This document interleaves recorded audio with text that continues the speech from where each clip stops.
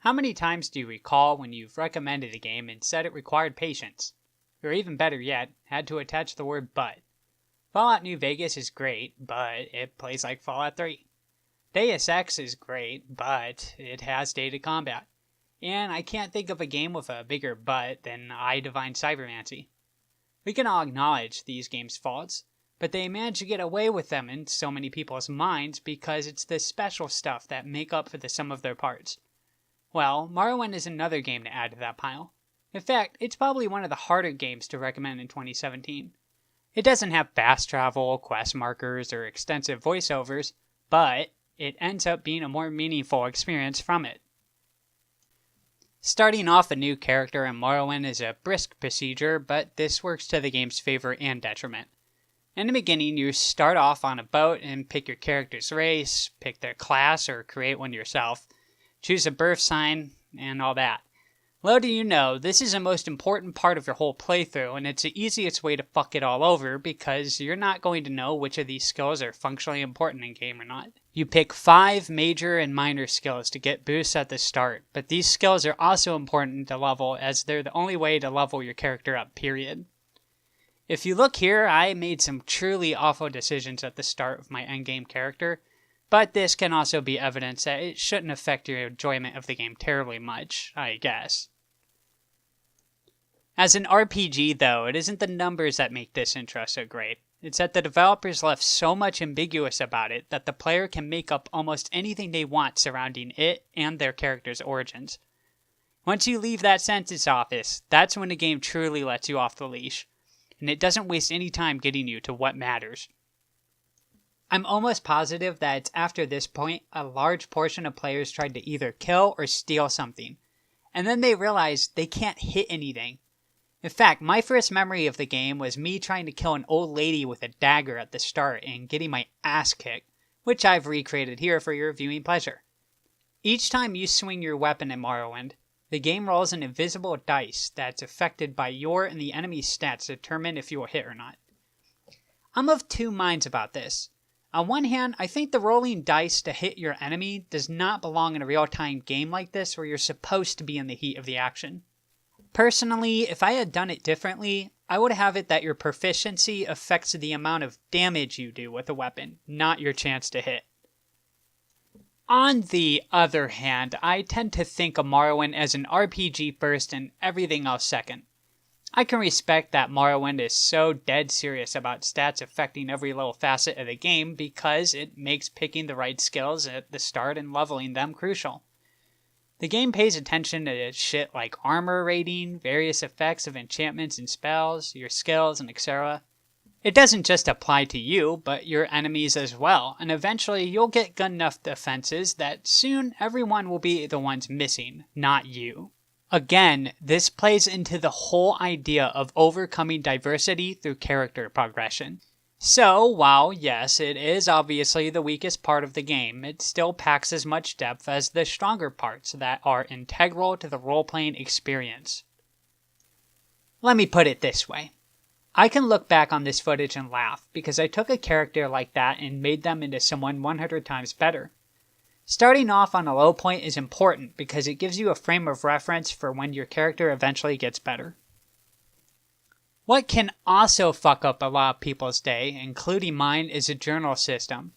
Rather than keeping each piece of information nice and organized like a normal person, your character will continually insist on jotting down select events, chronologically, with no sense of order whatsoever.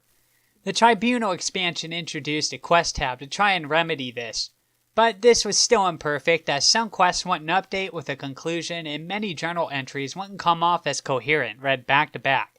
I found that the best way to make use of the journal is just clicking the blue keywords and phrases that show up on journal entries, as the game likes to convulsively categorize info on every little piece of shit subject it can, and these can end up being more informative than the journal entries themselves. And so, it's when you get past the game's antiquated graphics and combat systems and all of its fucking incessant crashing that you can bite into what the game is about. Morrowind came out during a time when the whole idea of go anywhere or do anything was starting to truly blossom in 3D gaming with the advent of the bargain bin GTA clones. But the Elder Scrolls had already been pulling that idea off for a while. Morrowind isn't free in the same way that you can kill hookers or rampage through a town in a tank, but rather in the way that you can manipulate each one of the game's systems to your own whim, and even completely derail the game's intended story. And that's what's seriously important here. As I said earlier, Morrowind is an RPG first and everything else second. At no point does Morrowind stop everything you're doing to try and preserve its story. If at any point you decide to kill a major NPC, the game respects that decision. Maybe you've decided you aren't the big hero and want to be an unstoppable warlord who's on a mission to kill the gods of Morrowind. You can do that. You are role-playing. Morrowind's leaning toward player freedom is also respected almost wholeheartedly in its mechanics, outside of its obvious open-world nature. For every little interaction you or some other NPC has, there's some kind of way for you to alter it with magic, potions, enchantments, and etc. What this allows for is unrestricted creativity in how you can use, combine, and exploit the game's tools to your disposal in ways that can lead to being almost downright emergent or even game-breaking. There are many different examples I can give for this. Before player households were common in Bethesda games, players would just come up with the idea of killing an NPC and taking their house over for themselves. As you can see here. Sure, you could cast a normal fireball, but you could also cast a spell that permanently damages your opponent's strength to the point that they can't move with their stuff anymore. You could use public transportation, but you could also devise a spell that lets you jump hundreds of feet in the air to cross the island quickly. Some quests require you to kill someone in public, so you could come up with a spell to piss the person off so you can kill them in self-defense. If you wanted to get really ridiculous, you could boost your alchemy skills with a spell, then make insanely overpowered potions that significantly boost your skills for a long-ass time. Even if you're breaking the game, it can still be fun because you're being rewarded for testing the game's boundaries. And I mean, you could just, not do that. It's your choice how you play. I've played hundreds of hours of Morrowind, and it can be a little difficult explaining how it keeps questing engaging. Even for something like a fetch quest, where in other games it would be a mundane task. The way quests worked in Morrowind was an NPC would give you an objective and a place, then give you some loose instructions on how to get there. This works for a number of reasons. Number one is that it will require you to develop an idea of where everything is. Players will know where NPCs are talking about when they mention major cities like Balmora and Vivek after their second or third visit. Number two is it ties questing straight into exploration, because you're not always going to know exactly where to go and will need to inspect an environment for yourself to find out. Sometimes a quest giver won't even know where a certain place is and tell you to ask around a town.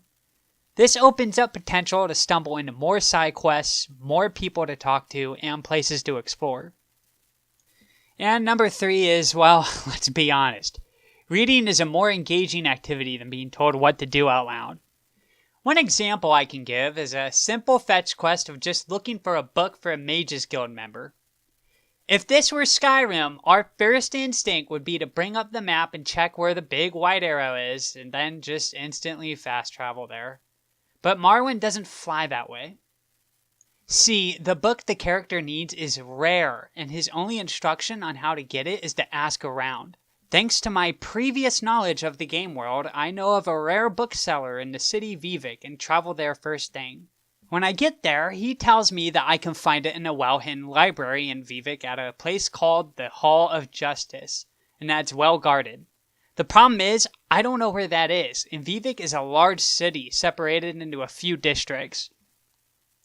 A lot of shit follows just trying to find this place. I ran into a stash of slaves in one of the underworks of the city and freed them. I cleared out some hidden tombs that were infested with robots and ghosts. When I reached the Hall of Justice, one of the guards asked me to deliver a book to the Archduke of the Mages Guild.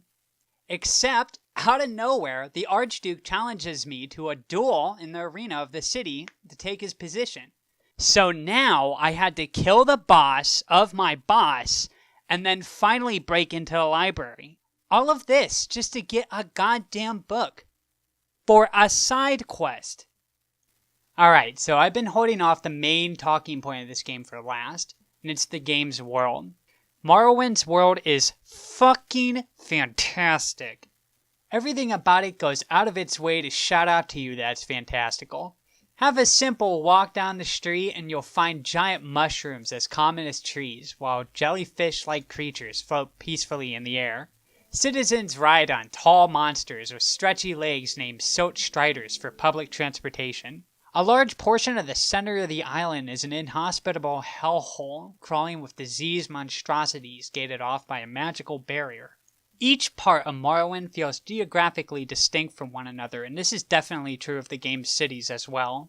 While some follow the more Eastern European fantasy archetype, most feature some kind of outlandish twist or crazy layout to let you know that you're somewhere different. One city in the desert has its citizens living in giant shells, while another has people living in giant mushrooms too. Vivek, the capital of the island, has its structures separated into districts built over the water, and has a giant floating rock and a god chilling there. It's not like these places are the way they are just for no reason. There are literal fucking libraries worth of information and lore that serve to flesh out the world. The game also has a shit ton of factions that have their own extreme views on one another and will treat you differently depending on who you align with.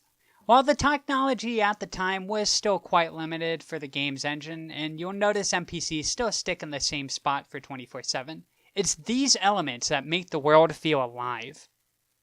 There's another way Morrowind develops its world, and it's with its interiors.